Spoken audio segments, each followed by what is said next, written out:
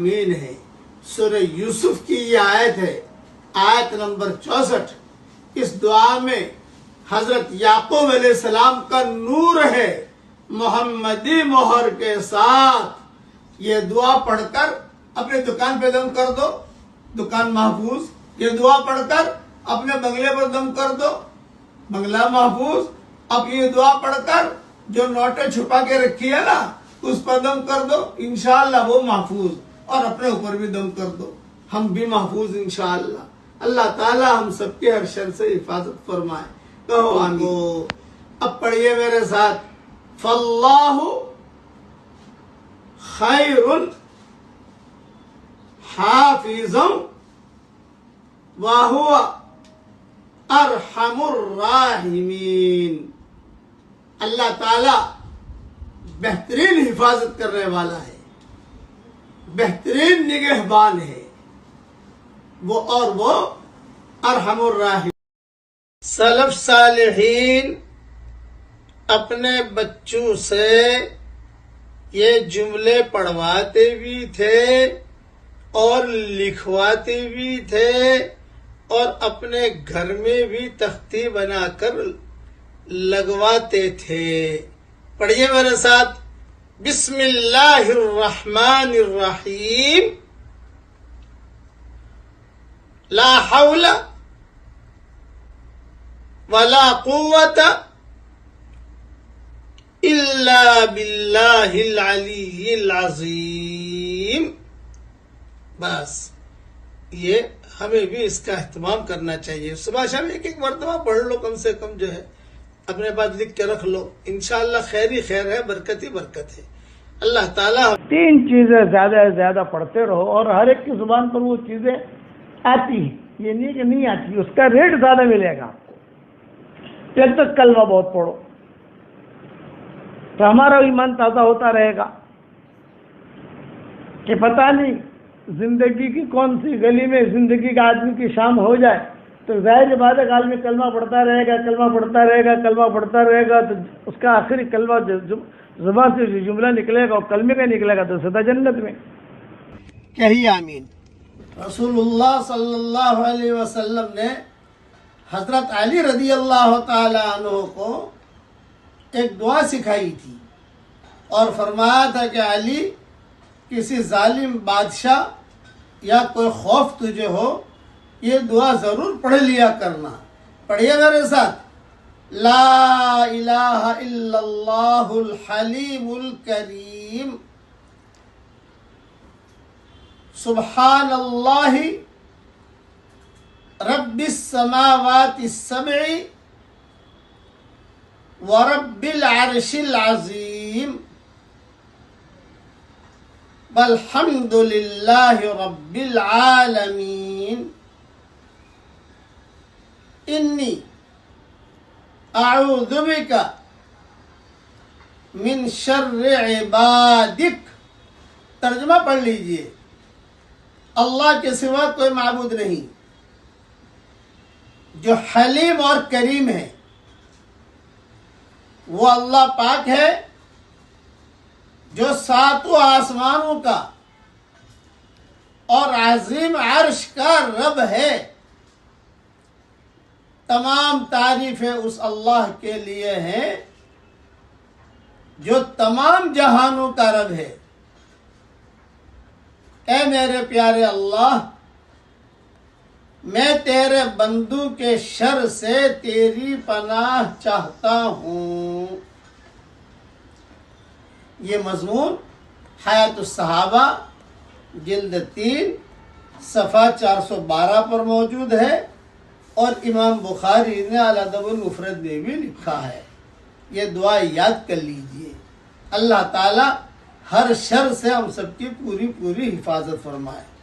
کہیے آمین۔ جنت کے خزانوں میں سے خزانہ آپ کو بتا رہا ہوں، اس کے پڑھنے کا بہت اہتمام کیجئے، اور وہ کیا ہے؟ پڑھیے میرے ساتھ، لا حول ولا قوت الا باللہ۔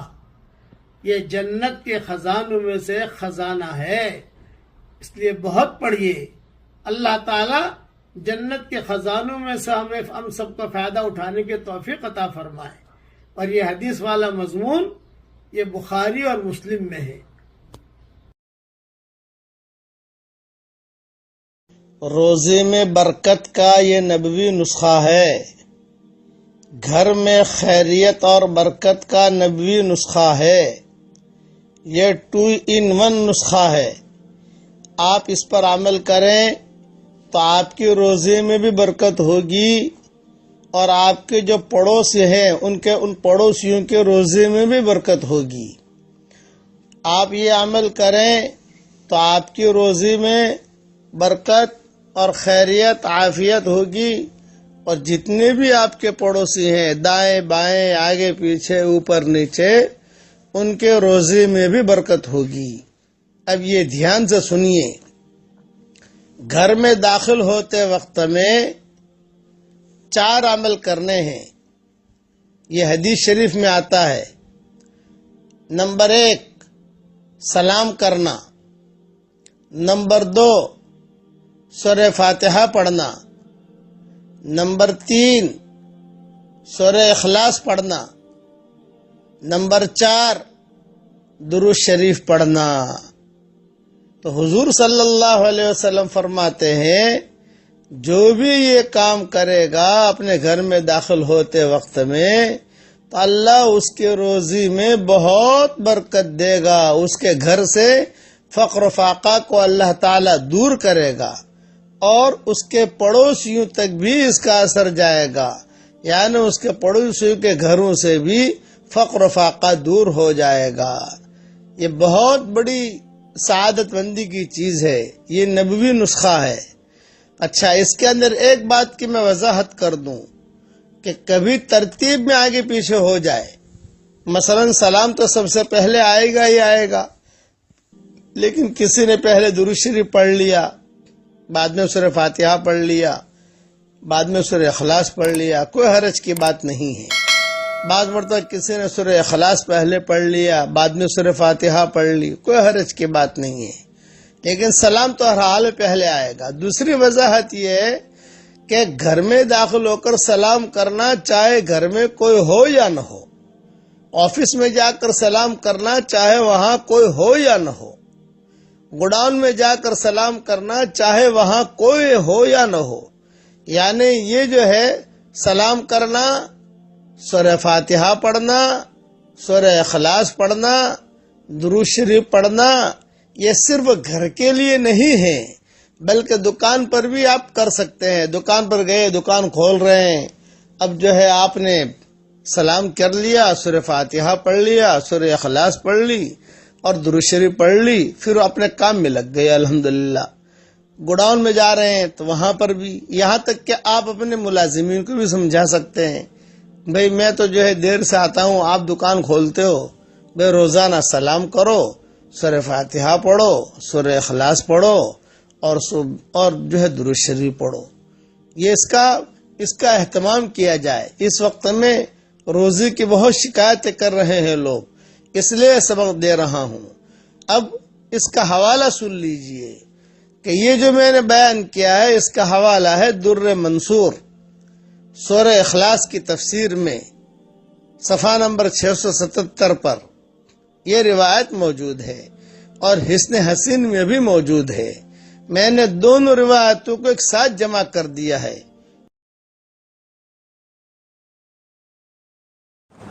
एक पॉइंट बताता हूँ, लेकिन हदीस में नहीं है। मुझे कहते हो डर बहुत लगती है, करोड़ों आदमी सुनते हैं दुनिया भर में, लेकिन हदीस में नहीं है। लेकिन अहले मदीना का मामूल रहा है, क्योंकि मदीना मुनव्वरा में रहता हूँ ना, जब भी कोई परेशानी आवे, कुछ भी आवे, तो आदमी जो है शुहदाए ओहद के पास जावे, उनको सलाम करे और अल्लाह से दुआ मांगे। बहुत मुजरब चीज़ है। शुहदाए ओहद से तो मांगना नहीं है भाई, नबी से तो मांगा नहीं जाता। मैं तो क्लियर करता हूँ ना, मांगना किससे है भाई? अल्लाह से। देने वाला कौन है? अल्लाह। लेकिन वो जगह इसी है जहाँ ये लोग दफन है कि वहाँ आदमी की दुआ कबूल होती है। आदमी अल्लाह से मांगे कि अल्लाह पाक सलाम तो मैं उनको कर रहा हूँ, सलाम तो क्यों किसी को भी कर सकते हो, مغفرت کی دعا کسی کو بھی کر سکتے ہو، لیکن یہ کہ اللہ سے مانگے کہ اللہ میری فلاں پریشانی ہے تو میری پریشانی دور کر. خاص طور سے جن کے نکاح نہیں ہوتے وہاں جا کر دعا مانگتے ہیں، نکاح ہو جاتے ہیں ان کی. چونکہ مدینہ منورہ میں رہا تو وہ لوگ ملتے ہیں نا، ہمارے بیانات ہوتے یہ ہوتے جاتے ہیں، آتے ہیں جاتے ہیں، وہ تو انہوں نے یہ سفر میں سنا ہے مجھے یہ کہا کہ اب جب کوئی بھی ایسا ہو تو ہم بھیج دیتے ہیں، جب سلام کریں ان کو، لیکن دعا مانگ اللہ سے. ہمیشہ یاد رکھنا ہم سلام تو کریں گے حضور صلی اللہ علیہ وسلم کو، لیکن مانگیں گے اس سے بھائی؟ دینے والا کون ہے؟ اللہ. ہر چیز ہر منزل میں اللہ کی محتاج ہے. اللہ کسی منزل میں کسی چیز کا محتاج اور پابند نہیں ہے. احد پہاڑ جو ہے نا، یہ احد پہاڑ حضور صلی اللہ علیہ وسلم دیکھتے تھے، وہ احد پہاڑ کی مستقل فضیلت ہے.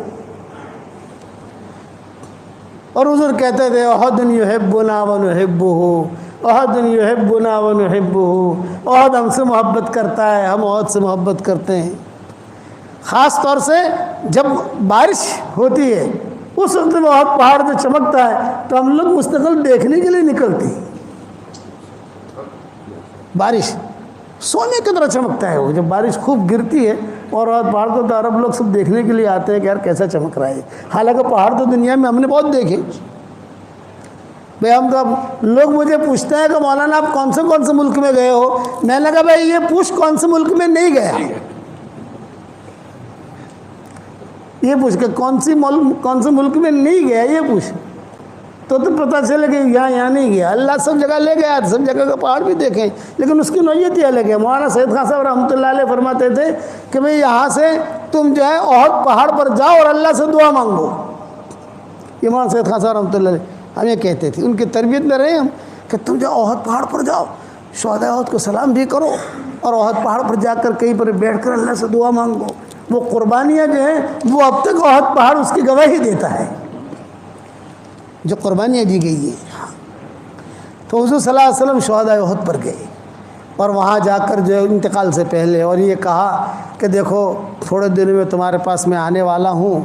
اور صحابہ سے کہا، صحابہ ساتھ تھے نا، یوں کہا کہ دیکھو میرے جانے کا تم لوگ زیادہ ویلا مت کرنا، میری تمہاری ملاقات حوض کوثر پر ہوگی، حوض کوثر تیار کرنے کے لیے جا رہا ہوں، میری تمہاری ملاقات وہاں ہوگی. جب صحابہ لے کر چلے تو حضور نے فرمایا میرے بھائیوں کو میرا سلام کہنا. تو حضرت ابوبکر نے پوچھا السنا اخوانک یا رسول اللہ، اے اللہ کے نبی کیا ہم آپ کے بھائی نہیں ہیں؟ آپ نے فرمایا اللہ تم میرے بھائی نہیں ہو، بل انتم اصحابی، تم میرے ساتھی ہو. میرے بھائی بہنیں تو وہ ہیں جنہوں نے مجھے دیکھا نہیں ہے اور میری بات پر لبیک کہہ کے کھڑے ہو جاتے ہیں. ہم لوگ حضور کے بھائی بہن ہیں. کسی نبی نے اپنے امتی کو بھائی بہن نہیں بنایا ہے، حضور نے بھی اپنا بھائی بہن بنایا محبت میں. یہ کون ہے کہ حضور کا بھائی ہے؟ یہ کون ہے کہ حضور کی بہن ہے؟ حضرت ابوبکر نے پوچھا السنا اخوانک یا رسول اللہ، کیا ہم آپ کے بھائی بہن نہیں؟ آپ نے فرمایا اللہ میرے بھائی بہن تو وہ ہیں جنہوں نے مجھے دیکھا نہیں ہے، بعد میں آئیں گے، اللہ رسول ہماری باتیں سنیں گے، قدم اٹھائیں گے، کام کریں گے. ہم نے حضور کو دیکھا نہیں ہے، لیکن جو حضور باتیں بتاتے ہیں فوراً عمل کرتے ہیں ہم، کیونکہ نبی نے بتایا ہے. اب واپسی میں حضور صلی اللہ علیہ وسلم کی جب باریاں ہوتی تھی امہات المومنین کی، تو جب احد سے واپس آ رہے ہیں انتقال سے پہلے، تو آپ کی باری تھی حضرت میمونہ کے گھر میں. تو حضور صلی اللہ علیہ وسلم نے اب امہات المومنین کو جمع کیا اور جمع کر کے کہا کہ بھئی دیکھو باری تو ہے آج میمونہ کی، لیکن میری خواہش یہ ہے کہ اب میری طبیعت ٹھیک نہیں ہے، آخری دن چل رہے ہیں، تو اگر خوشی کے ساتھ تم سب اجازت دے دو تو میں عائشہ کے پاس رہوں. خوشی سے اجازت دو، ایک رات کی باری ہوتی تھی نا. ہاں تو سب ماؤں نے کہا کہ نہیں آپ جس میں آپ کو خوشی ہے. تو حضرت عائشہ کی وہاں اس دن نے قیام کیا، یہ آخری دن گزر رہے ہیں. اب جب حضرت عائشہ کا وہاں قیام کیا تو ایک دم سے قیام ہوا نا، بھی باری تھی کہاں؟ حضرت میمونہ کے وہاں. تو انہوں نے تیاری کر رکھی تھی बिस्तर की, कपड़ों की जो भी तरतीब होती है रखी थी। लेकिन अब ये तो बिल्कुल फैसला पलट गया कि भाई तुम इजाज़त दो तो मैं आयशा के पास रहूं, लेकिन मेरी दवाएं भी जानती है, वो मेरी खिदमत भी करती है, खिदमत तो सब करती हैं, लेकिन ये कि मेरी ख्वाहिश है कि मेरे दिन आखिरी वहीं गुजरे सब। अब यहाँ जो है हज़रत आयशा ने कोई तैयारी तो की नहीं थी। बात समझ में आ रही नहीं आ रही? ये मजमून बहुत लंबा है, 5 घंटे का ये मजमून है जो मुझे 8:25 को ख़त्म करना है। हाँ, कभी हज़रत आयशा ने तैयारी तो की नहीं थी, तो सारी माओं ने कहा कि आयशा जल्दी जल्दी तुम्हें जो चीज़ की ज़रूरत हो हम मुहैया कर देते हैं। खजूर की ज़रूरत है खजूर ले आते हैं, दूध की ज़रूरत है दूध ले आते हैं, और खाली तुम्हें इशारा कर देना हम ले आएंगे। यानी दूसरे माओं ने मदद की कमरा साफ़ कराने में। ये नबी आ रहा है तो कमरा तो साफ़ करना पड़ेगा ना, बिस्तर ठीक करना पड़ेगा, तकिया ठीक रखना पड़ेगा, जो दवाएँ वो ढंग से रखनी पड़ेगी। अब हुज़ूर सल्लल्लाहु अलैहि वसल्लम यहाँ आए हज़रत आयशा के कमरे में। हज़रत आयशा के कमरे में जब आए हुज़ूर सल्लल्लाहु अलैहि वसल्लम, तो माँ आयशा रदी अल्लाह तआला अन्हा फरमाती थी कि हुज़ूर सल्लल्लाहु अलैहि वसल्लम के दूसरे दिन जब फजर का वक्त आया तो सारे के सारे मुलाकात के लिए आए। हज़रत अली भी आए, हज़रत फ़ातिमा भी आई, सब आए, उम्महातुल मोमिनीन भी आई, हज़रत अबू बकर भी आए, सब आए, और सब ने आकर कहा कि हज़रत आज तो आपकी तबीयत बहुत अच्छी है माशाअल्लाह। शहदा उहद के पास से जाकर आकर था बिल्कुल जवान बन गए, देखो चेहरे पर कैसा रौनक है। आपने फरमाया हाँ आज मुझे बहुत अच्छा लग रहा है, वो जो टेंशन था, वो जो फ़िक्र था, वो तबीयत में बेचैनी थी, आज नहीं है, आज मेरी तबीयत बहुत अच्छी है, बहुत है। तो फिर सब लोग जुड़े हुए थे हुज़ूर के साथ। तो अब हज़रत फ़ातिमा ने कहा कि अब्बू जी अगर इजाज़त हो, मैं कई दिनों से यहाँ पर हूँ, तो मैं भी ज़रा अली के पास हुआ हूँ, हज़रत अली भी थे, कि हम ज़रा घर चले जावें, घर को भी देख लें, हमारा कोई तो चोटी वगैरह ठीक कर लें, बाल वगैरह ठीक कर लें, घर के कुछ काम हैं धोने के कपड़ों के। हसन हुसैन को भी देखा नहीं है कई दिनों से हमने, इस हसन हुसैन भी खड़े हुए थे वहाँ। इजाज़त ली तो आपने हुज़ूर ने इजाज़त दे दी कि जाओ तुम जाओ। ये दोनों मियाँ बीवी निकल गए। हसन हुसैन थे, आपने उनको प्यार किया, आओ तुम भी जाओ माशाल्लाह। ये भी खेलते खुलते निकल गए। अब हज़रत अबू बकर आए। हज़रत अबू बकर ने आकर कहा कि हज़रत मैं जो है कई दिनों से यहाँ हूँ, आज आपकी तबीयत माशाल्लाह मुझे बहुत अच्छी लग रही है, तो मैं भी बिनते खारजा के पास हुआ हूँ। बिनते खारजा इनकी दूसरी बीवी का नाम था, जो आवाली में रहती थी। एक बीवी यहाँ रहती थी हुज़ूर सल्लल्लाहु अलैहि वसल्लम के करीब कहीं, और एक बीवी रहती थी बिनते खारजा, उसका नाम था। ये रहती थी आवाली में, आजकल हम जहाँ रह रहे हैं आवाली में, वहाँ उनका मकान था। वहाँ से पैदल जाना हो तो 20-25 मिनट पैदल के लगते हैं वहाँ। मैं वहाँ हुआ हूँ, कई दिनों से गया नहीं हूँ। आपने फरमाया हाँ मेरी तबीयत अच्छी है। तो हज़रत उमर वहाँ खड़े थे, तो हज़रत उमर ने मांगी नहीं इजाज़त, लेकिन हज़रत अली ने इजाज़त मांग ली, उम्महातुल मोमिनीन ने इजाज़त मांग ली, सब ने। ये फरमाया कि हज़रत हमारे मकान भी ऐसे ही हैं, हमने चोटियाँ भी ठीक नहीं की हैं, कपड़े भी ऐसे ही रखे हुए हैं। अब तो आयशा है आपके पास यहाँ खिदमत के लिए, हम भी अपना काम निपटा लें। आपने सबको इजाज़त दे दी। हज़रत उमर खड़े थे, हज़रत उमर ने कहा था मैं जाने का नहीं, मैं नहीं जाने का, मैं नहीं जाने का। हज़रत आयशा से कहा मैं बाहर खड़ा हूँ, कोई भी ज़रूरत में बैठा हुआ हूँ बाहर घर के, कोई भी ज़रूरत हो तुम्हें या कोई हाजत हो, कोई भी चीज़ लानी हो तो सिर्फ खटखट करना, मैं आ जाऊँगा। हज़रत उमर नहीं गए, हालांकि इनकी भी 1-2 बीवियाँ थी। हज़रत उमर कहते थे मुझे खटक थी, मैंने इजाज़त मांगी ही नहीं। हालांकि हुज़ूर ने कहा कि तुम भी जाना चाहो किसी जगह, मैं बाहर हूँ। ये सब चले गए। उसके बाद हज़रत आयशा कहती थी कि हुज़ूर सल्लल्लाहु अलैहि वसल्लम ने मुझसे मिसवाक मांगा, मिसवाक दो। तो मिसवाक था मेरे पास, उसको मैंने अपने दांतों से ठीक ठाक करके हुज़ूर सल्लल्लाहु अलैहि वसल्लम को दिया। तो हुज़ूर ने वहीं लेटे लेटे, फिर हुज़ूर ने कहा कि आयशा थोड़ा सा तुम मेरे पीछे बैठ जाओ, मेरे पीछे, और मैं तुम्हारे इस पर ऐसा टेक लगा के थोड़ा सूँ, थोड़ा बदन थोड़ा ऊपर रहे तो मुझे सांस लेने में तकलीफ़ न होगी। हुज़ूर सल्लल्लाहु अलैहि वसल्लम ने जो है मिसवाक भी किया, और हज़रत आयशा जो है वो टेक कहती थी, मैं दुबली पतली थी, मैं जो है हुज़ूर सल्लल्लाहु अलैहि वसल्लम में पीछे बैठ गई। हुज़ूर सल्लल्लाहु अलैहि वसल्लम ने जो टेक लगाया, वह टेक लगाकर हुज़ूर सल्लल्लाहु अलैहि वसल्लम देखने लगी। अब मैं घबराई, میں اکیلی ہوں. سارے تو چلے گئے, سب حضرت فاطمہ چلی گئی, حضرت علی چلے گئے, ابوبکر چلے گئے, سب بڑے بڑے لوگ جو تھے وہ چلے گئے سب. لیکن اتنا میرے دل میں تھا کیا عمر ہے یہاں باہر بیٹھ, عمر ہے, اتنا میرے دل میں تھا. حضور صلی اللہ علیہ وسلم جو ہے وہ بس صرف دیکھتے رہے یہاں تک کہ آپ صلی اللہ علیہ وسلم کی گردن جو ہے یوں لڑکی. یہ حضرت عائشہ کی تھی. اور آپ کے منہ مبارک سے لعاب مبارک جو ہے وہ نکلا اور میرے ہنسنے کے گھڑے میں آ کر گرا. ہنسنے کا گھڑا تو سمجھتے ہو نا, ہنسنے کے گھڑے میں آ کر گرا. یہ حدیث کے الفاظ کہہ رہا ہوں میں آپ کو. اب میں گھبرائی, مجھے ٹھنڈک بھی لگی, کمرے میں خوشبو بھی آئی, خوشبو بھی دیکھی سنگی. اب میں گھبرائی, میں نے کہا یہ کیا ہوا اچانک, سب تو چلے گئے. تو میں آہستہ آہستہ آہستہ پیچھے ہٹی اور حضور صلی اللہ علیہ وسلم کو کہتی رہی یا رسول اللہ, یا رسول اللہ, یا رسول اللہ.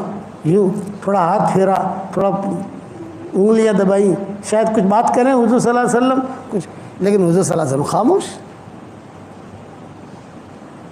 اب میں نے کبھی کسی کو مرتے دیکھا نہیں تھا. میں ایک تو کسی کو مرتے دیکھو تو ہمارے خاندان, ہمارے یعنی امہات المومنین میں سب سے زیادہ معمر عورت تھی ام سلمہ.